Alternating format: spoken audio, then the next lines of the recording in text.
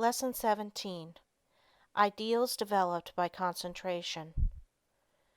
Through our paltry stir and strife glows the wished ideal, and longing molds in clay what life carves in the marble real. Lowell.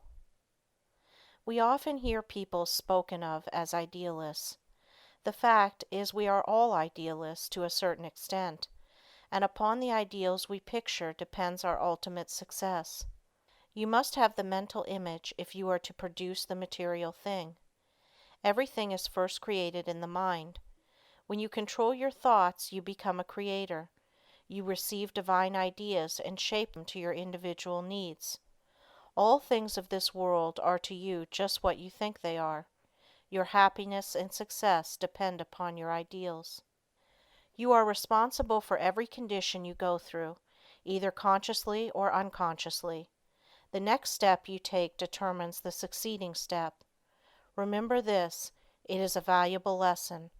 By concentrating on each step as you go along, you can save a lot of waste steps and will be able to choose a straight path instead of a roundabout road.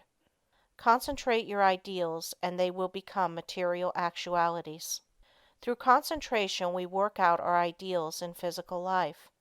Your future depends upon the ideals you are forming now. Your past ideals are determining your present. Therefore, if you want a bright future, you must begin to prepare for it today.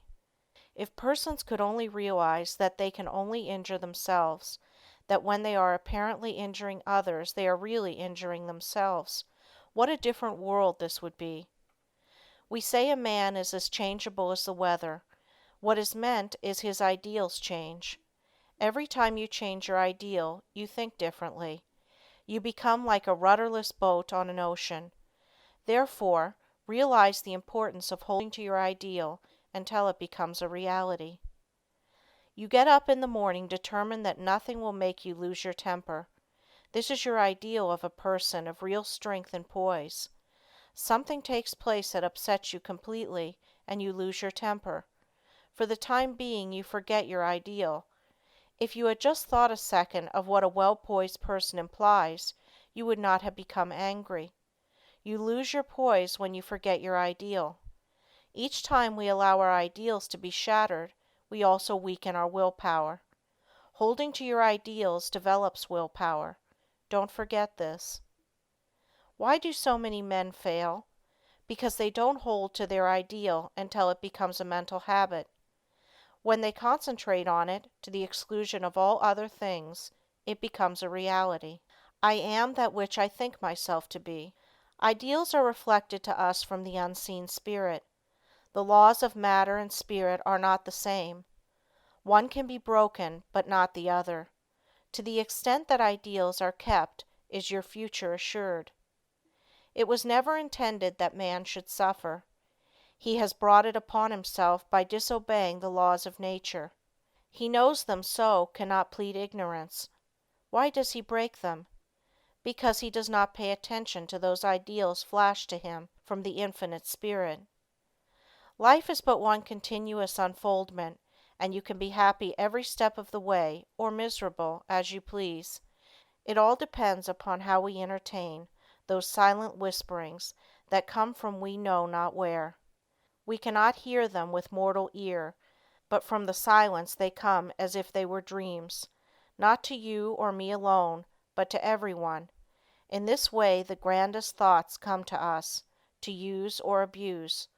So search not in treasured volumes for noble thoughts, but within, and bright and glowing vision will come to be realized now and hereafter.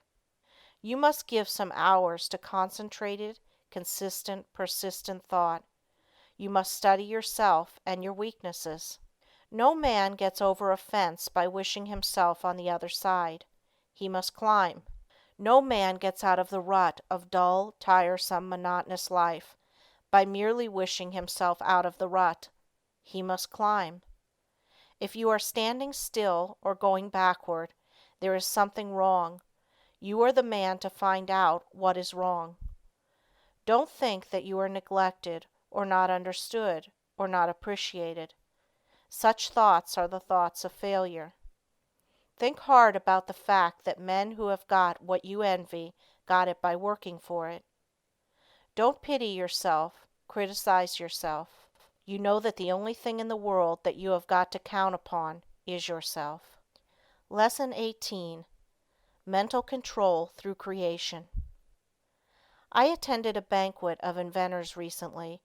Each inventor gave a short talk on something he thought would be accomplished in the future. Many very much needed things were spoken of. One inventor spoke of the possibilities of wireless telephone. Distance, he said, would shortly be annihilated. He thought we would soon be able to talk to the man in the submarine 40 fathoms below the surface and 1,000 miles away. When he got through, he asked if there were any that doubted what he said. No one spoke up.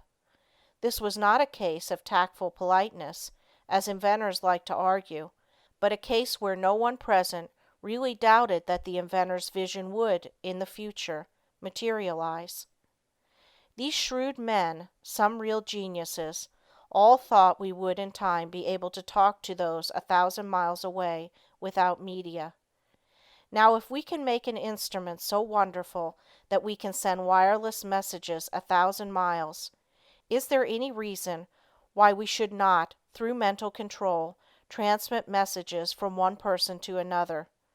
The wireless message should not be as easy to send as the projected thought. The day will come when all business will employ highly developed persons to send out influences. These influences will be so dominating that employees will be partly controlled by them, and so you will profit more and more by your mental powers and depend on them to draw you to all forces of a helping nature. You will be constantly sending out suggestions to your employees and friends. They will receive these unconsciously, but in case yours is the stronger personality, they will carry them out the same as if you had spoken them. This is being done even today.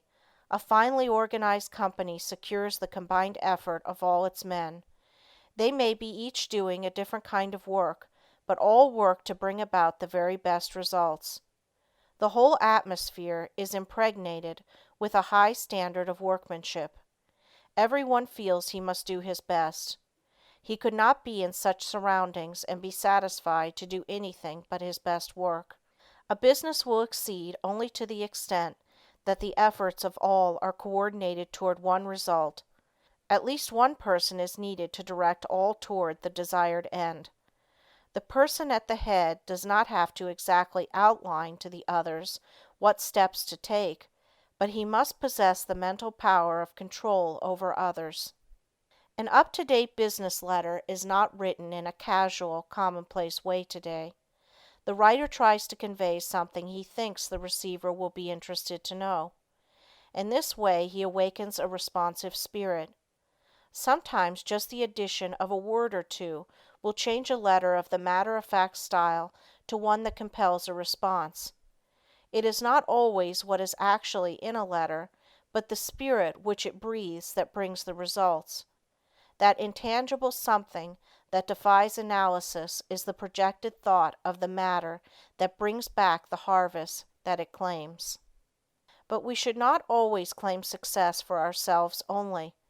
If you are anxious that some friend or relative should succeed, think of this person as becoming successful.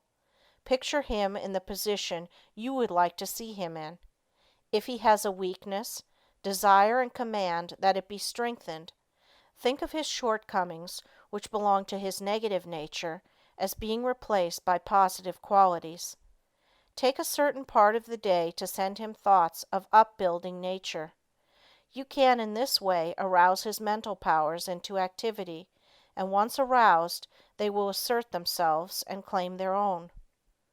We can accomplish a great deal more than many of us are ready to believe by sending to another our direct, positive, and controlling suggestions of leadership, but whether a man is a success or not is greatly determined by the way he acts on the suggestions he receives. We either advance or decline. We never stand still. Every time we accomplish something, it gives us ability to do greater things. The bigger the attempt undertaken, the greater the things accomplished in the future. As a business grows, the head of the business also has to grow. He must advance and be ever the guiding influence. By his power to control, he inspires confidence in those associated with him. Often employees are superior to their employers in some qualities, and, if they had studied, instead of neglected their development, they could have been employers of more commanding influence than those whom they serve.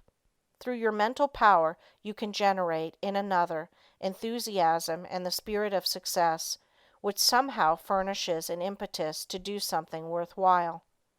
In concentrated mental control there is a latent power more potent than physical force.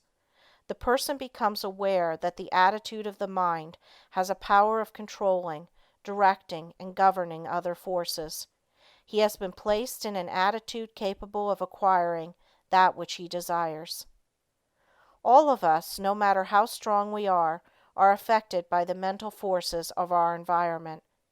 There is no one that can remain neutral to influences. The mind cannot be freed from the forces of a place. If the environment of your place of business is not helpful, it will be harmful. That is why a change of position will often do a person a great deal of good. No person was ever intended to live alone. If you are shut up with only your own thoughts, you suffer from mental starvation. The mind becomes narrow, the mental powers weaken. Living alone often causes some of the milder forms of insanity. If children do not play with those their own age, but associate with only older people, they will take on the actions of the older people. The same is true of older persons if they associate with people younger than they are. They will take on the spirit of youth. If you wish to retain your youth, you need the influences of youth. Like attracts like all over the world. The thought element plays a great part in our lives. Every business must not only command physical effort, but it must also command thought effort. There must be coordination of thought. All employers should aim to secure employees that think along similar lines. They will work in fuller sympathy with each other. They will better understand each other. This enables them to help each other, which would be utterly impossible if they were not in sympathy with each other. It is this that goes to make up a perfect organization, which directs and influences them toward the one end. Instead of each person being a separate unit, each one is like a spoke in a big wheel. Each member carries his own load, and he would not think of shirking. Any one working in such an atmosphere could not help turning out his best work. All great leaders must be able to inspire this cooperative spirit. They first secure assistants through their mental control. Then they make their assistants realize the value of mental control. Soon there is a close bond between them. They are working toward a single purpose. They profit by their combined effort. The result is that they accomplish much. If your business is conducted in the right spirit, you can instill your thoughts and your ideas into your employees. Your methods and ideas become theirs. They don't know it, but your mental forces are shaping their work. They are just as certain to produce results as any physical force in nature. The up-to-date businessman of the future is going to take pains to get his employees to think and reason better. He will not want them to become depressed or discouraged. There is time that instead of being wasted, he will endeavor to have them use in concentrated effort that will be profitable to both employer and employed. There must be more of the spirit of justice entering into the business of the future. There is a firm I know that will not hire an employee until he has filled out an application blank. No doubt those that fill it out think it is a foolishness, but it is not. A capable manager can look over this application blank and pretty nearly tell if this person will fit into his management. The main thing he wants to know is the applicant's capacity for efficient, cooperative effort. He wants persons that have faith in themselves. He wants them to realize that when they talk of misfortunes and become blue, they are likely to communicate the same depressing influence to others. The up-to-date manager wants to guard against hiring employees who will obstruct his success. You must realize that every moment spent in thinking of your difficulties of the past, every moment spent in bad company, is attracting to you all that is bad, is attracting influences that must be shaken off before you can advance. Many firms prefer to hire employees that never worked before so that they have nothing to unlearn. They are then not trained, but have had no bad business habits to overcome. They are more easily guided and grasp the new materials more effectively because they are not contrary to what they have already learned.